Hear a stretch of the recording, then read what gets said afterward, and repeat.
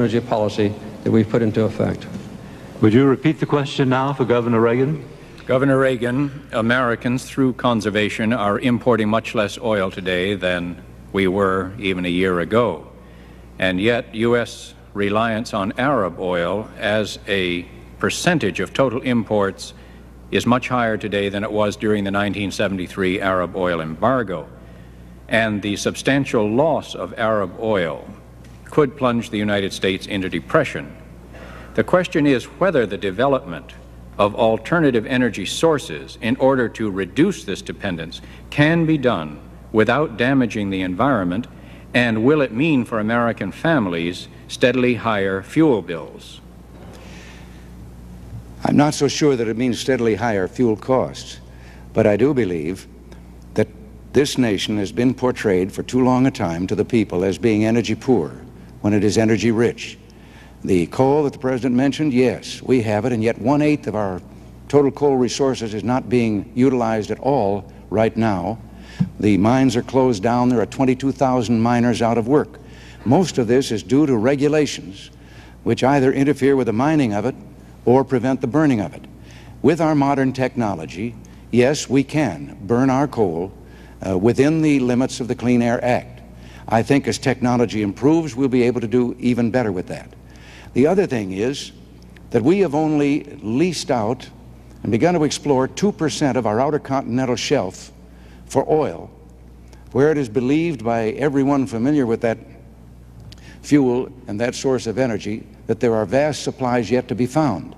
Our government has, in the last year or so, taken out of multiple use millions of acres of public lands that once were, while they were public lands, subject to multiple use exploration for minerals and so forth. It is believed that probably 70% of the potential oil in the United States is probably hidden in those lands, and no one is allowed to even go and explore to find out if it is there. This is particularly true of the recent efforts to shut down part of Alaska.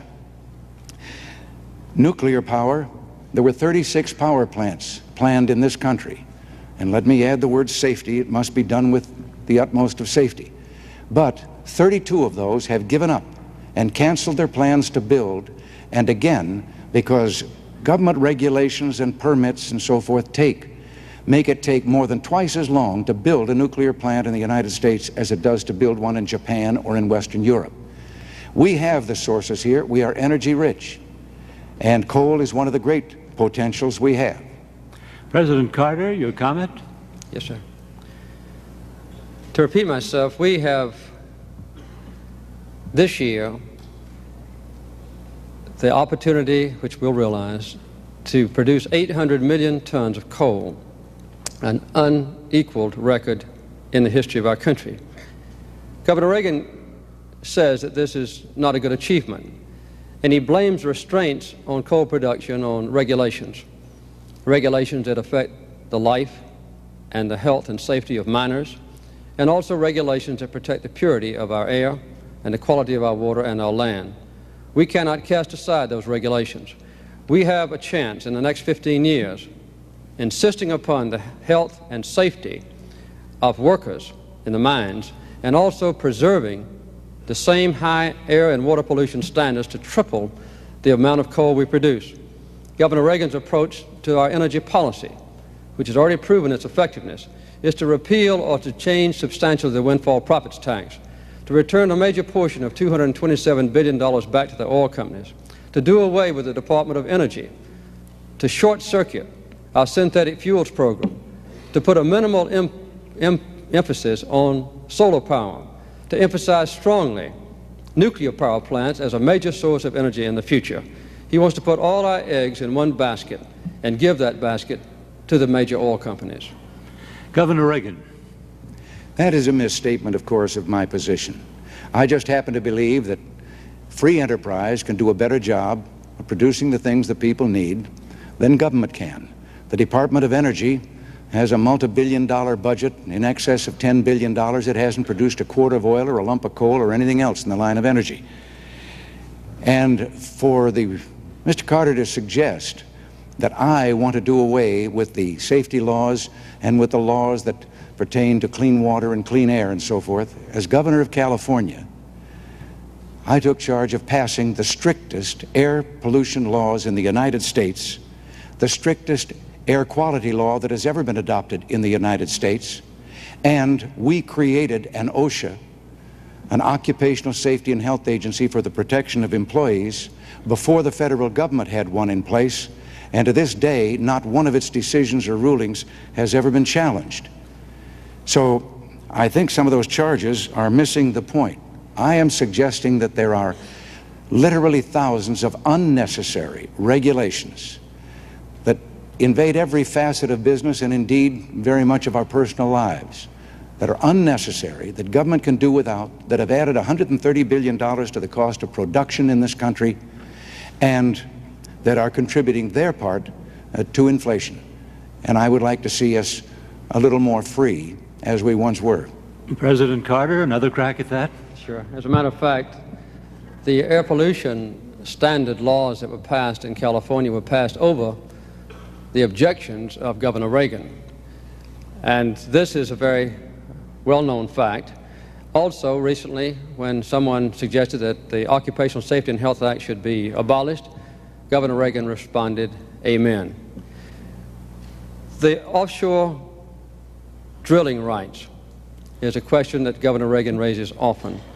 As a matter of fact, in the proposal for the Alaska lands legislation, 100% of all the offshore lands would be open for exploration, and 95% of all the Alaska lands where it is suspected or believed that minerals might exist.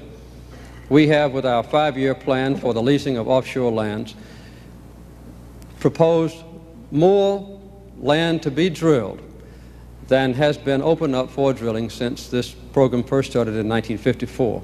So we're not putting restraints on American exploration. We're encouraging it in every way we can. Governor Reagan, you have the last word on this question. Yes, if it is a well-known fact that I opposed air pollution laws in California, the only thing I can possibly think of is that the President must be suggesting the law that the federal government tried to impose on the state of California, not a law, regulations, that would have made it impossible to drive an automobile within the city limits of any California city, or have a place to put it if you did drive it against their regulations. It would have destroyed the economy of California. And I must say we had the support of Congress when we pointed out how ridiculous this attempt was by the Environmental Protection Agency. We still have the strictest air control or air pollution laws in the country. As for offshore oiling, only 2% now is so leased and is producing oil. The rest, as to whether the lands are going to be opened in the next 5 years or so, we're already 5 years behind in what we should be doing. There is more oil now in the wells that have been drilled than has been taken out in the 121 years that they've been drilled. Thank you, Governor. Thank you, Mr. President. The next question goes to Governor Reagan from William Hilliard. Governor Reagan, wage earners in this country, especially the young, are supporting a Social Security system that continues to affect their income drastically. The system is fostering a struggle between the young and the old and is drifting the country toward a polarization of these two groups. How much longer can the young wage earner expect to bear the ever-increasing burden of the Social Security system? The Social Security system was based on a false premise with regard to how fast the number of workers would increase and how fast the number of retirees would increase. It is actuarially out of balance. And this first became evident about 16 years ago. And some of us were voicing warnings then. Now it is trillions of dollars out of balance. And the only answer that has come so far is the biggest single tax increase in our nation's history, the payroll tax increase for Social Security, which will only put a Band-Aid on this and postpone the day of reckoning by a few years at most. What is needed is a study that I have proposed by a task force of experts to look into this entire problem as to how it can be reformed and made actuarially sound, but with the premise that no one presently dependent on Social Security is going to have the rug pulled out from under them and not get their check. We cannot frighten, as we have with the threats and the campaign rhetoric that has gone on in this campaign, our senior citizens. leave them thinking that in some way they're endangered and they would have no place to turn. They must continue to get those checks, and I believe that the system can be put on a sound actuarial basis. But it's going to take some study and some work, and not just passing a tax increase to let the load or the roof fall in on the next administration. Would you repeat that question for President Carter? Yes, President Carter, wage earners in this country, especially the young, are supporting a Social Security system that continues to affect their income drastically. The system is fostering a struggle between young and old and is drifting the country toward a polarization of these two groups. How much longer can the young wage earner expect to bear the ever-increasing burden of the Social Security system? As long as there's a Democratic president in the White House, we will have a strong and viable Social Security system free of the threat of bankruptcy. Although Governor Reagan has changed his position lately, on 4 different occasions he has advocated making Social Security a voluntary system, which would in effect very quickly bankrupt it. I noticed also in the Wall Street Journal earlier this week that a preliminary report of his task force advocates making Social Security more sound by reducing the adjustments in Social Security for the retired people to compensate for the impact of inflation. These kinds of approaches are very dangerous to the security and the well-being and the peace of mind of the retired people of this country and those approaching retirement age. But no matter what it takes in the future to keep Social Security sound, it must be kept that way. And although there was a serious threat to the Social Security system and its integrity during the 1976 campaign and when I became president, the action of the Democratic Congress working with me has been to put Social Security back on a sound financial basis. That's the way it will stay. Governor Reagan. Well, that just isn't true.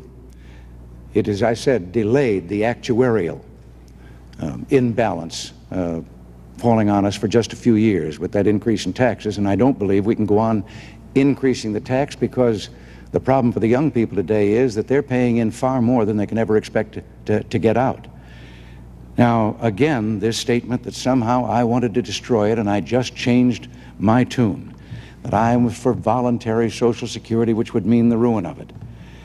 Mr. President, the voluntary thing that I suggested many years ago was that a young man, orphaned and raised by an aunt, who died, his aunt was ineligible for Social Security insurance because she was not his mother.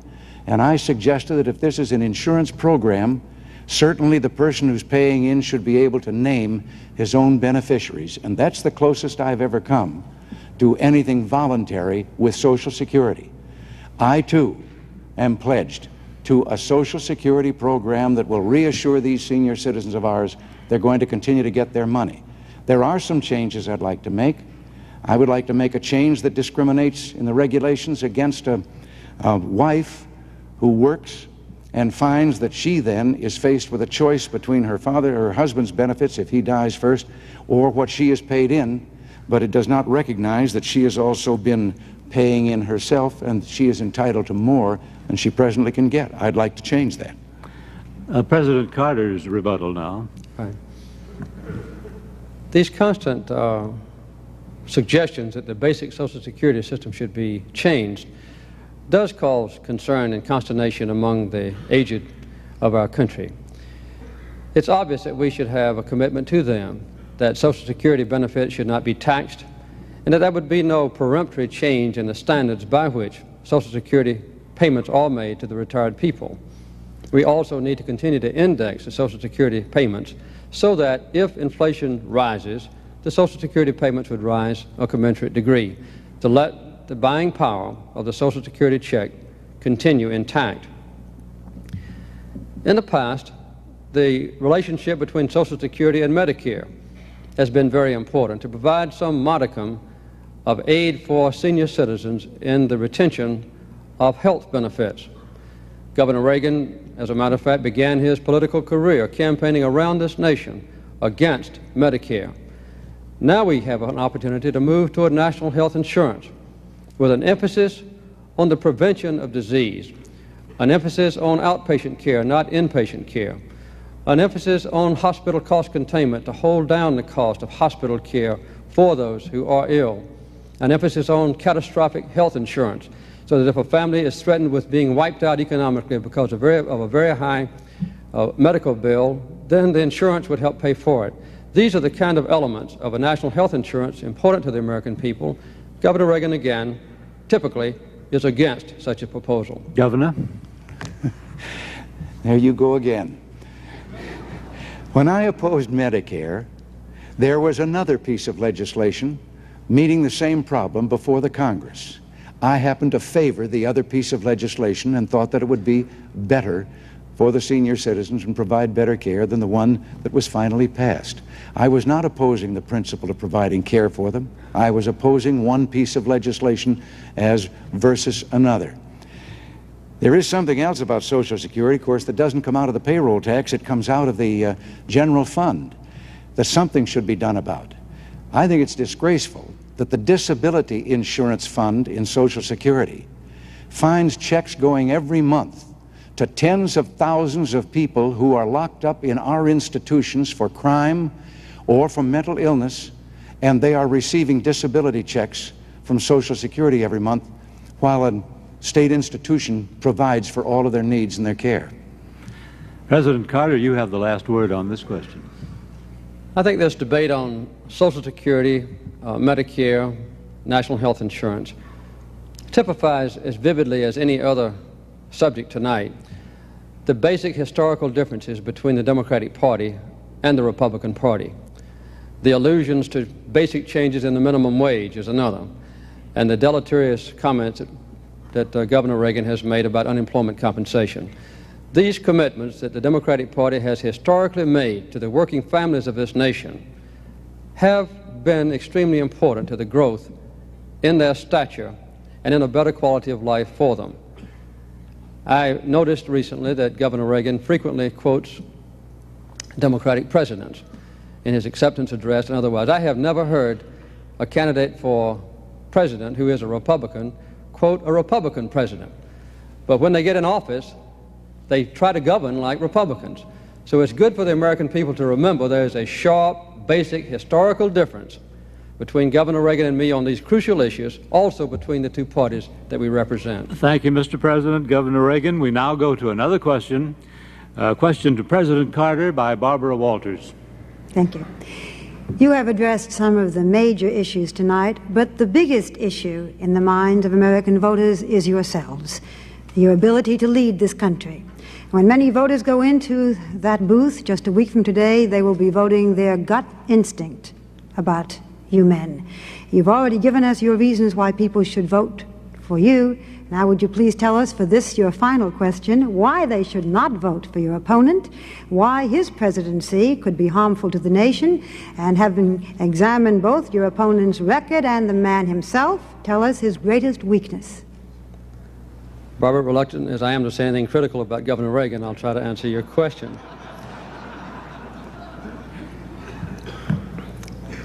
First of all is the historical perspective that I've just described.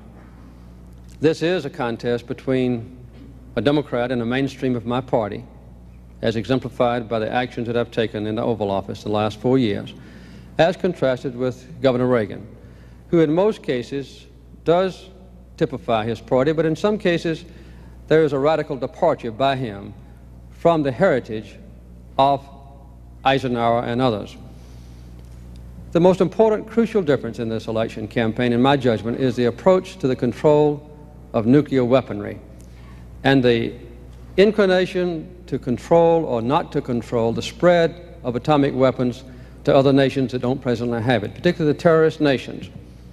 The inclination that Governor Reagan has exemplified in many troubled times since he's been running for president, I think since 1968, to inject American military forces in places like North Korea, to put a blockade around Cuba this year, or in some instances to project American forces into a fishing dispute against the small nation of Ecuador on the west coast of South America.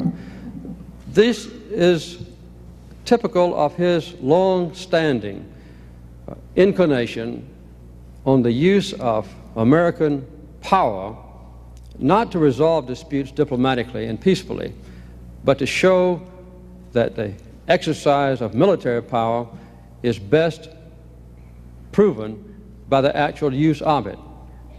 Obviously, no president wants war, and I certainly do not believe that Governor Reagan, if he were president, would want war. But a president in the Oval Office has to make a judgment on almost a daily basis about how to exercise the enormous power of our country for peace through diplomacy, or in a careless way, in a belligerent attitude, which has exemplified his attitudes in the past. Barbara, would you repeat the question for Governor Reagan? Yes, thank you. Realizing that you may be equally reluctant to speak ill of your opponent, may I ask why people should not vote for your opponent, why his presidency could be harmful to the nation, and having examined both your opponent's record and the man himself, could you tell us his greatest weakness? Well, Barbara, I believe that there is a fundamental difference, and I think it has been evident in most of the answers that Mr. Carter has given tonight, that he seeks the solution to anything as another opportunity for a federal government program. I happen to believe that the federal government has usurped powers and autonomy and authority that belongs back at the state and local level. It has imposed on the individual freedoms of the people, and that there are more of these things that could be solved by the people themselves if they were given a chance, or by the levels of government that were closer to them. Now, as to why I should be and he shouldn't be, when he was a candidate in 1976, President Carter invented a thing he called the misery index. He added the rate of unemployment and the rate of inflation, and it came at that time to 12.5 under President Ford. And he said that no man with that size misery index had a right to seek re-election to the presidency.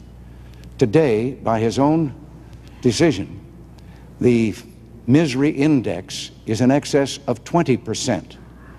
And I think this must suggest something.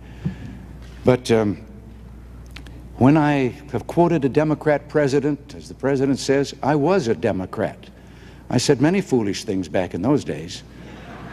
But the president that I quoted had made a promise, a Democrat promise, and I quoted him because it was never kept. And today you would find that that promise is at the very heart of what republicanism represents in this country today. And that's why I believe there are going to be millions of Democrats that are going to vote with us this time around, because they too want that promise kept. It was a promise for less government and less taxes and more freedom for the people. President Carter. Yes. I mentioned the radical departure of Governor Reagan from the principles or ideals or historical perspective of his own party. I don't think this can be better illustrated than in the case with guaranteeing women equal rights under the Constitution of our nation. For 40 years, the Republican Party platforms called for guaranteeing women equal rights with a constitutional amendment. 6 predecessors of mine who served in the Oval Office called for this guarantee of women's rights. Governor Reagan and the new Republican Party has departed from this commitment, a very severe blow to the opportunity for women finally to correct discrimination under which they have suffered. When a man and a woman do the same amount of work, a man gets paid $1, a woman only gets paid 59 cents. And the Equal Rights Amendment only says that equality of rights shall not be abridged for women by the federal government or by the state governments. That's all it says. A simple guarantee of equality of opportunity, which typifies the Democratic Party and which is a very important commitment of mine, as contrasted with Governor Reagan's radical departure from the long-standing policies of his own party. Governor Reagan. Yes, Mr. President, once again, I happen to be against the amendment because I think the amendment will take this problem out of the hands of elected legislators and put it in the hands of unelected judges.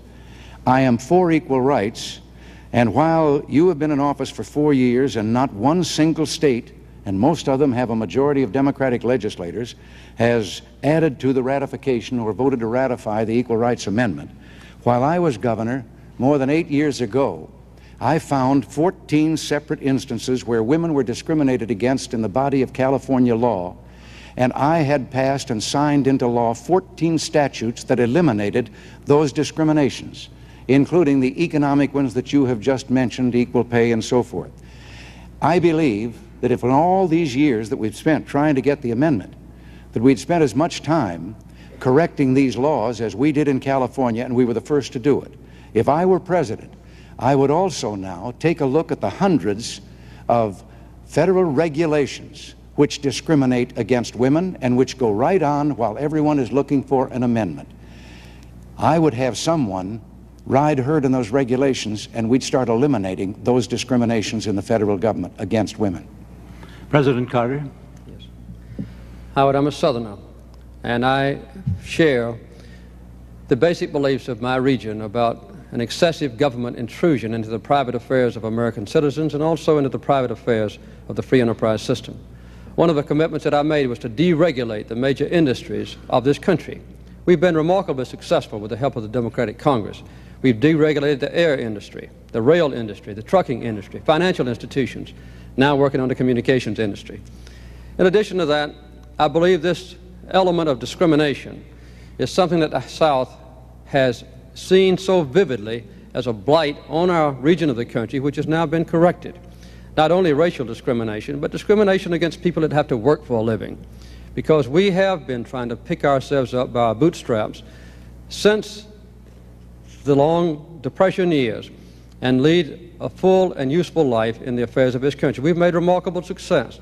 It's part of my consciousness and my commitment to continue this progress. So my heritage as a Southerner, my experience in the Oval Office, convinces me that what I've just described is a proper course for the future. Governor Reagan, yours is the last word. Well, my last word is again to say that we were talking about this very simple amendment in women's rights. And I make it plain again, I am for women's rights.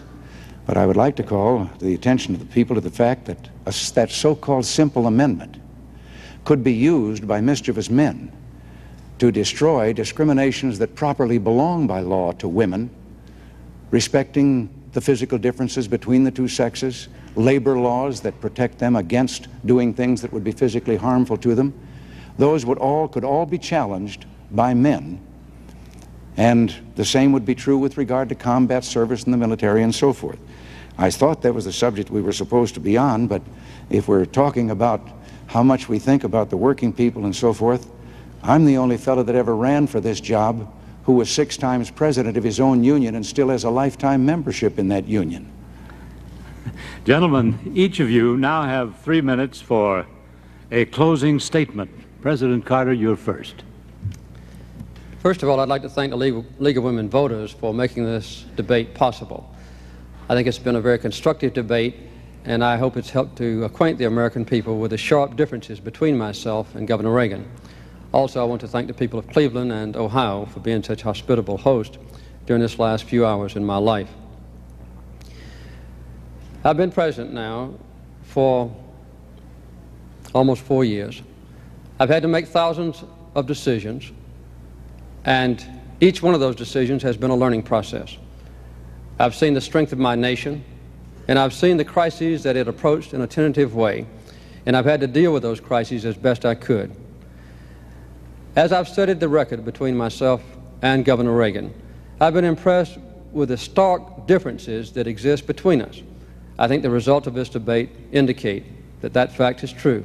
I consider myself in the mainstream of my party. I consider myself in the mainstream even of the bipartisan list of presidents who served before me. The United States must be a nation strong. The United States must be a nation secure. We must have a society that's just and fair. And we must extend the benefits of our own commitment to peace to create a peaceful world.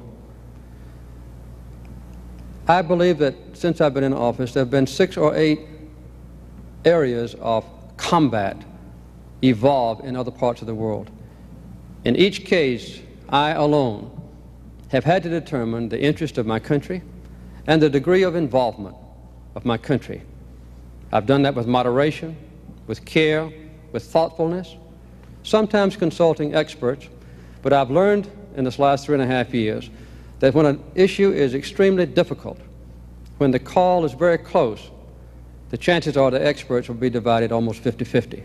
And the final judgment about the future of a nation, war, peace, involvement, reticence, thoughtfulness, care, consideration, concern, has to be made by the man in the Oval Office. It's a lonely job, but with the involvement of the American people in the process with an open government, the job is a very gratifying one. The American people now are facing, next Tuesday, a lonely decision. Those listening to my voice will have to make a judgment about the future of this country. And I think they ought to remember that one vote can make a lot of difference. If one vote per precinct had changed in 1960, John Kennedy would never have been president of this nation. And if a few more people had gone to the polls and voted in 1968, Hubert Humphrey would have been president. Richard Nixon would not. There is a partnership involved. And our nation, to stay strong, to stay at peace, to raise high the banner of human rights, to set an example for the rest of the world, to let our deep beliefs and commitments be felt by others in all the nations, is my plan for the future. I ask the American people to join me in this partnership. Governor Reagan. Yes, I would like to add my words of thanks, too, to the ladies of the League of Women Voters for making these debates possible. I'm sorry that we couldn't persuade the bringing in of the third candidate so that he could have been seen also in these debates, but still it's good that at least once all three of us were heard by the people of this country. Next Tuesday is Election Day. Next Tuesday all of you will go to the polls, will stand there in the polling place and make a decision. I think when you make that decision, it might be well if you would ask yourself, are you better off than you were 4 years ago? Is it easier for you to go and buy things in the stores than it was 4 years ago? Is there more or less unemployment in the country than there was 4 years ago? Is America as respected throughout the world as it was? Do you feel that our security is as safe, that we're as strong as we were 4 years ago? And if you answer all of those questions yes, why then I think your choice is very obvious as to who you'll vote for. If you don't agree, if you don't think that this course that we've been on for the last 4 years is what you would like to see us follow for the next 4, then I could suggest another choice that you have. This country doesn't have to be in the shape that it is in. We do not have to go on sharing in scarcity with the country getting worse off, with unemployment growing. We talk about the unemployment lines. If all of the unemployed today were in a single line, allowing 2 feet for each one of them, that line would reach from New York City to Los Angeles, California. All of this can be cured, and all of it can be solved. I have not had the experience that the President has had in holding that office, but I think in being governor of California, the most populous state in the Union, if it were a nation, it would be the 7th ranking economic power in the world. I too had some lonely moments and decisions to make. I know that the economic program that I have proposed for this nation in the next few years can resolve many of the problems that trouble us today. I know because we did it there. We cut the cost, the increased cost of government, the increase in half over the 8 years. We returned $5.7 billion in tax rebates, credits, and cuts to our people. We, as I've said earlier, fell below the national average in inflation when we did that. And I know that we did give back authority and autonomy to the people.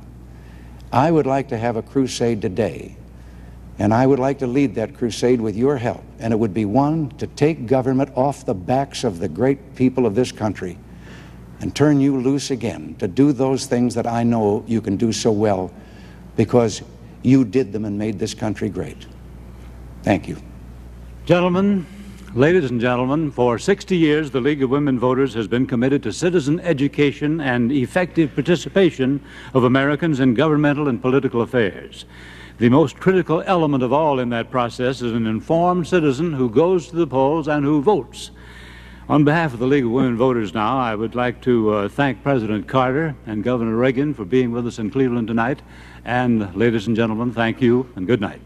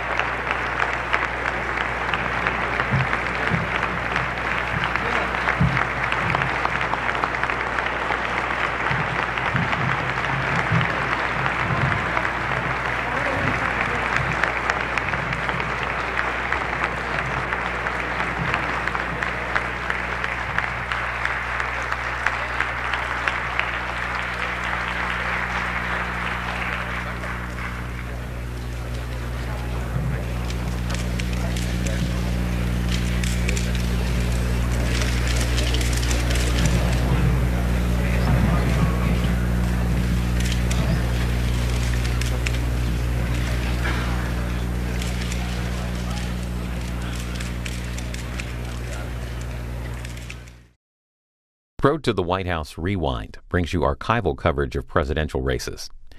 Up next, it's a program produced for the 1972 re-election campaign of President Richard Nixon. Aired on national television on the eve of the general election. It begins with remarks by the president and includes a review of his daily activities in office, as well as interviews with family members and staff. President Nixon defeated Democratic South Dakota Senator George McGovern in the 1972 general election, winning the popular vote 61 to 38%. This is about 25 minutes.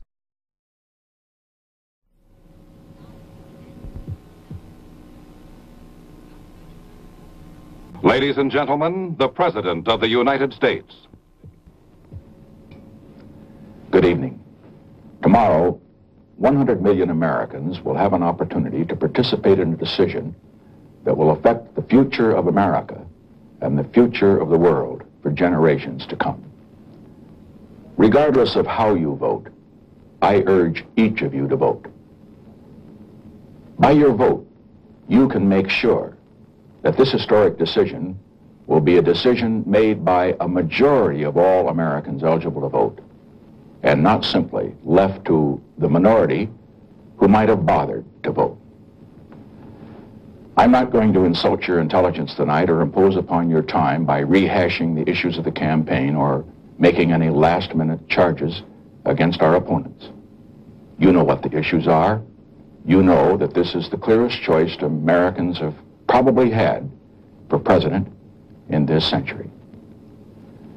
I would, however, urge that you have in mind tomorrow one overriding issue, and that is the issue of peace, peace in Vietnam, and the broader issue of peace in the world.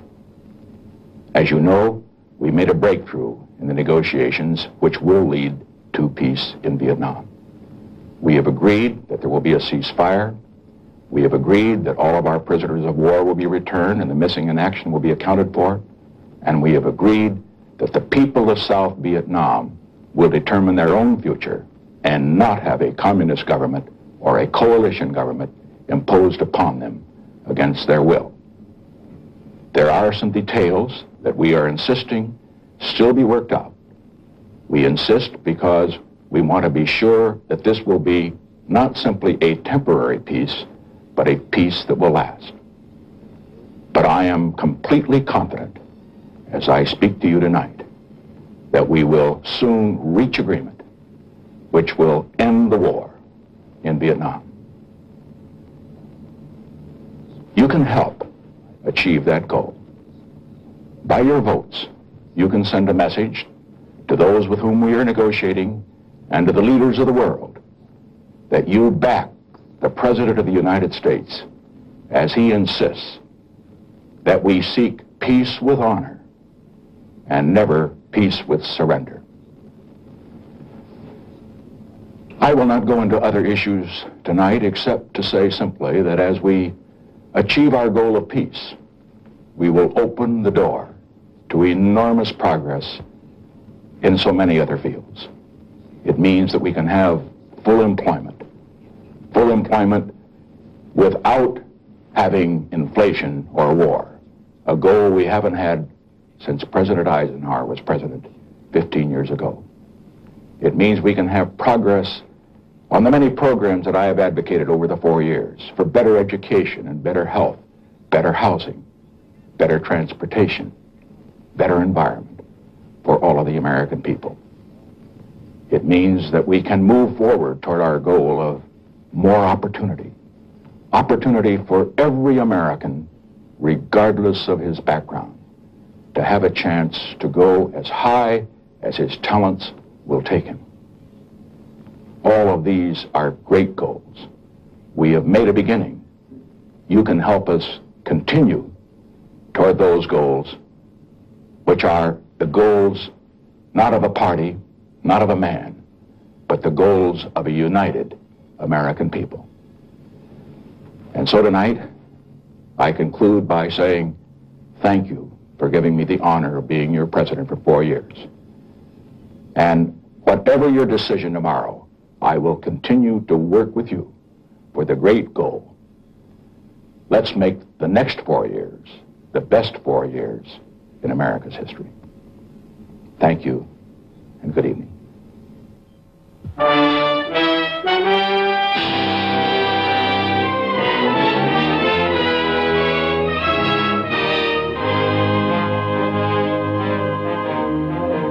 There may be more imposing structures than this, but few so loved.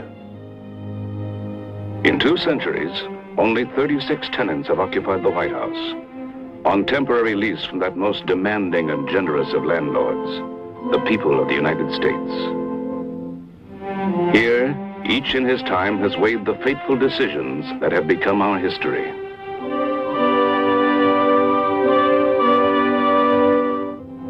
The 37th President of the United States is Richard Nixon. We know him best as a public figure. We seldom glimpse the President behind the scenes. But now we shall take measure of the man as he works, gather insight from those who know him best, see revealed something of the man whose vision guides the nation, whose actions affect the world.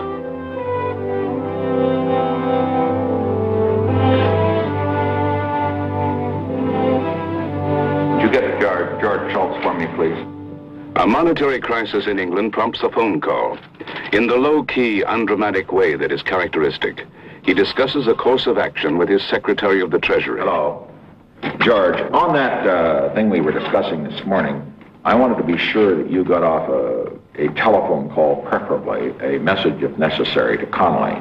Oh, good. Good. Right. What did he think about the British action and so?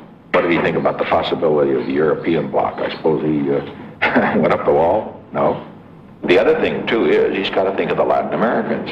If he cancels his trip because of this little blip, it could be a fairly big one in the international monetary thing. It'll be again, well, here the Americans only care about Europe and don't care about us. Tell him it would be a very grave mistake for him to cancel his trip or to postpone it to this point. He ought to go down there, and then if something else develops, we'll bring him back. The President must be jealous of his time. The function of his staff is to assist the decision-making process.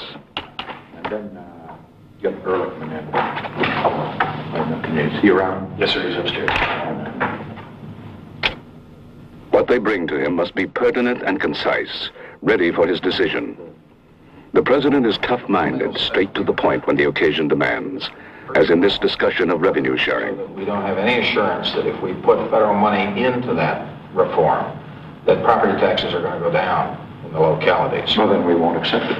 Well, what's the matter with these clowns? Well, it's a question of local option. You remember, you've got a lot of local government people on that commission. The whole purpose of this is to get property taxes down. The purpose of this is not to increase the budgets for local officials to continue to raise property taxes. That's what I thought you said. And unless you put the heat on these local officials, they'll just take the money and pour it into all their pet projects and not get the projects. That's what's happening. Not the way it's going to be. He is a completely professional president. That he was certainly trained for the job, that he has the basic qualities that the President of the United States has to have: intelligence, discipline, stamina, real vitality, sense of history, confidence. He has a very healthy distrust of what comes up as the official, quote, intelligence. I saw some of this develop, of course, in the Eisenhower years. And Eisenhower, being the great man he was, had a very healthy distrust of, quote, military intelligence. And he always wanted to double-check everything. And this is true of President Nixon. He goes to other sources, whether it's data that involves South Vietnam, information that's supposed to be official, and I think probably some of his predecessors got into very great difficulty because they took at face value the kind of material that were given to him in official briefings. We don't have information. We don't know whether there's more addicts. We don't know whether there are more drugs available. I would guess that there are more addicts. The statistics are pretty poor, and yes, they are. Probing for information, the President demands accuracy. Seeking to stem the flow of heroin, he prepares for a difficult decision. A plan evolves to curtail the Turkish opium crop. The ultimate weapon is a bigger subsidy. We will use it. It is worth it. It's worth $50 million this year, if that's what it costs to buy a $3 million crop. If it'll do the job. Now, it may be the social problems and the political problems and the rest, and their embarrassment that won't do the job. My guess is that $50 million would do it, but it is worth it to this country. If that will do the job, pay $50 million. 60% of all of opium poppy, which is, of course, the raw material from which heroin is made, is grown in Turkey. The joint announcement that is being made at this time in Washington and Ankara represents by far the most significant breakthrough that has been achieved in stopping the source of supply of heroin and in our worldwide offensive against dangerous drugs. The cultivation of the opium poppy is expected to end within the year.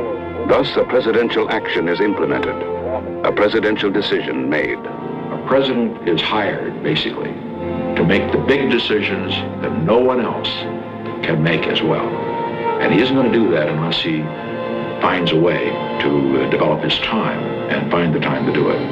If one staff member had a strong view or one cabinet member had a strong view, I made sure that I had the views of another staff member or cabinet member there as well. And then I go into the quiet, not so much of the Oval Office, maybe to Camp David, maybe over to the executive office building where I have a so-called hideaway, and then I finally make the decision there. I'd have to say categorically that never has any man, and it's taken this very unusual set of circumstances, come into the presidency as a better student, in the best sense of that word, of the office of the presidency. As President Eisenhower's special emissary, he became a tireless traveler to Latin America, to Europe, and other parts of the world. He fulfilled many roles: goodwill ambassador, presidential fact finder, negotiator. Teach us some things, and it will teach you some things too. Because after all, you don't know everything. In a visit to the Soviet Union, he engaged the earthy, combative Premier Khrushchev in a famous no-holds-barred debate, which was recorded by American television cameras.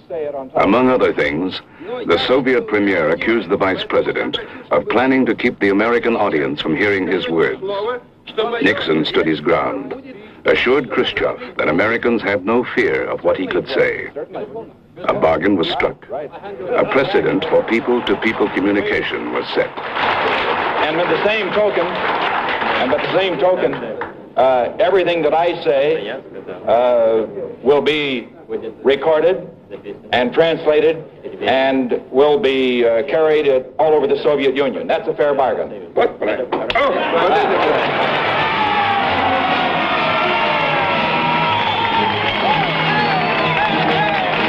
In 1960, he himself sought the presidency, qualified by a depth and diversity of experience unmatched by any candidate for the highest office in the land. But after a meteoric rise, he suffered a major defeat. If this trend does continue, and he does become our next president, that he will have my wholehearted support and yours too. Looking back, I think that being out of office, going through the trauma of defeat and disappointment, nobody has really been defeated until he's been defeated after running for president. But after having been through that, and then to have to come back, a man develops a certain strength in adversity that you never get in success. He works constantly, and whether he's in the automobile or the chopper or the aircraft, or whether he's in Florida or the West Coast or Camp David, he's always working. I think he thrives on work. I think probably it's his only method of relaxation. I think the challenge to him is something that he looks forward to. The solution of it is what really gives him the drive to go on. There are many sides, many moods to this man. Serious-minded, solitary at times. His work has its lighter side. He enjoys people. A memorable evening at the White House honors composer Duke Ellington.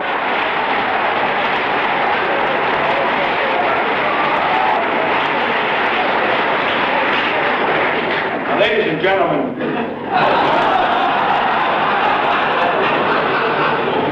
please don't go away. Duke was asking earlier if I would play, and I said I had never done so yet in the White House, but it did occur to me as I looked at the magnificent program prepared for us that one number was missing. You see, this is his birthday. Now, Duke Ellington Ellington is ageless, but would you all stand and sing happy birthday to him, and please in the key of G.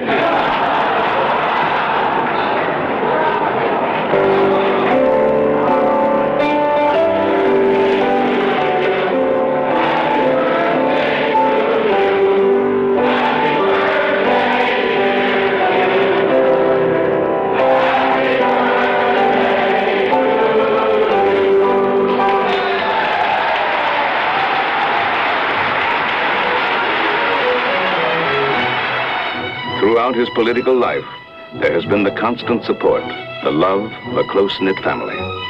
His mother lived to see him vice president. The love of his mother, of Pat, Tricia, and Julie, was a source of comfort and renewal, his greatest private joy. Now, as the nation's first family, the demands upon them are even greater, their moments of relaxation together even more treasured. I think that the number one quality that stands out above all others is his sensitivity. And I think it's important in a leader, because when you have overwhelming difficulties and problems facing you, sometimes it's very easy to be very callous and to make snap judgments and not to think of the little things that really are important also. He very often doesn't put into words what he really wants to say. My father, I think, is quite shy. In other words, he sometimes will write a letter or a note to express an opinion that he just can't quite bring himself to express in person. The night before I was married, he wrote me the most beautiful letter on his ideas about marriage and his hopes for Ed's and my happiness during our marriage. And then he slipped it under the door so that I received it the next morning. However shy he may be, the president cannot conceal his father's pride from the camera's eye.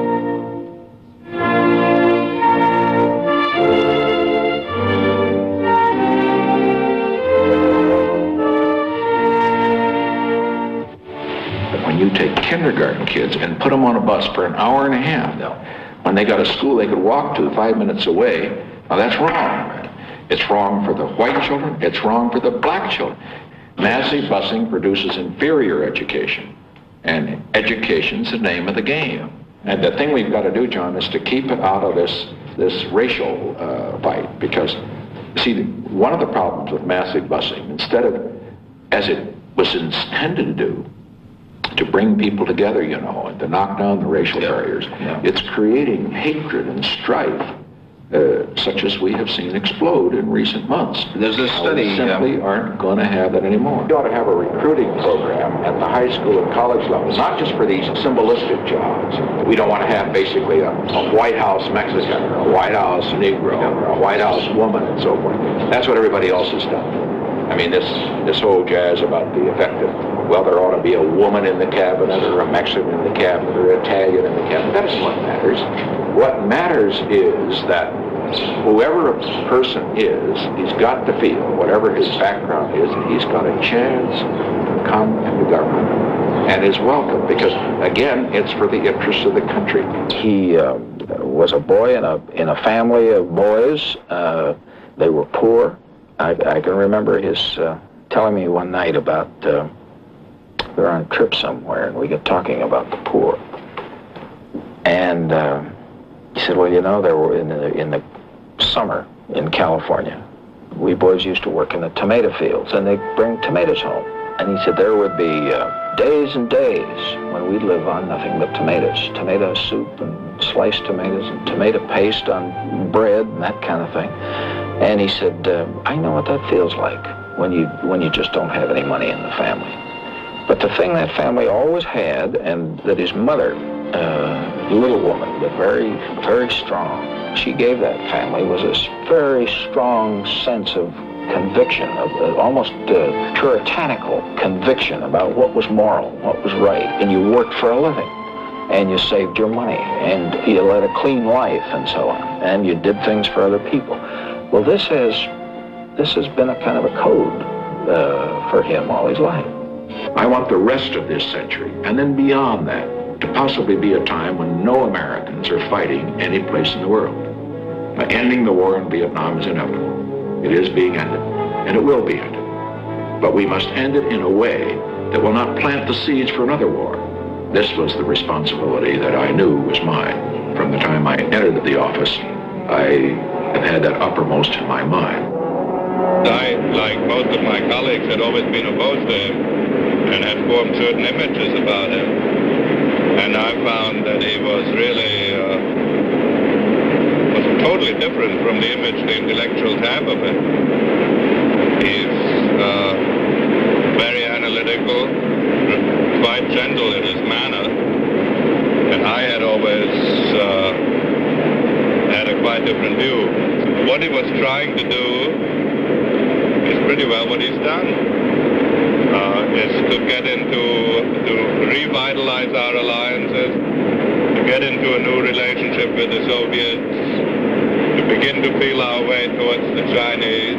I recall when I joined him back in 1965, I was an editorial writer for a conservative paper in the Midwest. I went over to Belleville, Illinois to meet him, and if you'd have told me that day that a few years hence that I would be sitting in the Great Hall of the People in Peking, China, clinking glasses with Zhou Enlai while the People's Liberation Army band played Home on the Range, I would have said, you're out of your ever-loving mind.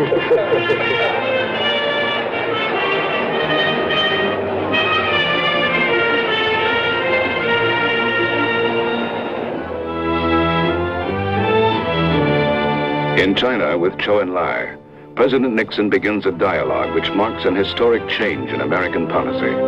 A political realist, the president knows that communication with China is indispensable to his grand design, the result of a long, careful planning, of a vision for peace born long ago. On the eve of his departure, the president takes a moment to pay tribute to his young Chinese interpreter. I express my appreciation to my Chinese voice, to Mrs. Chang. I listened to her translation. She got every word right.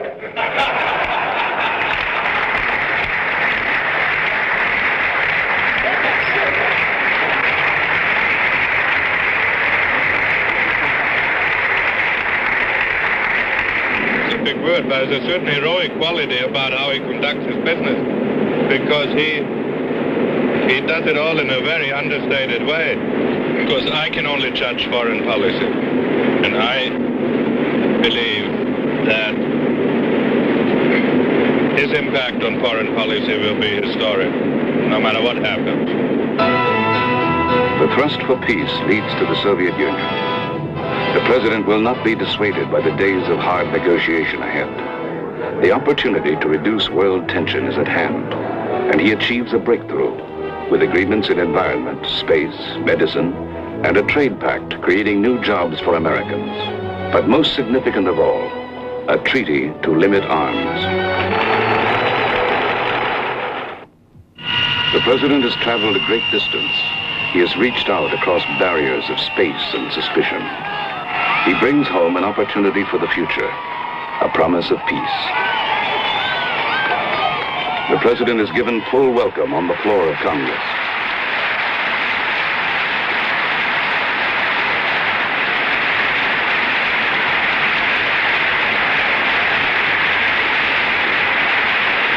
Thank you.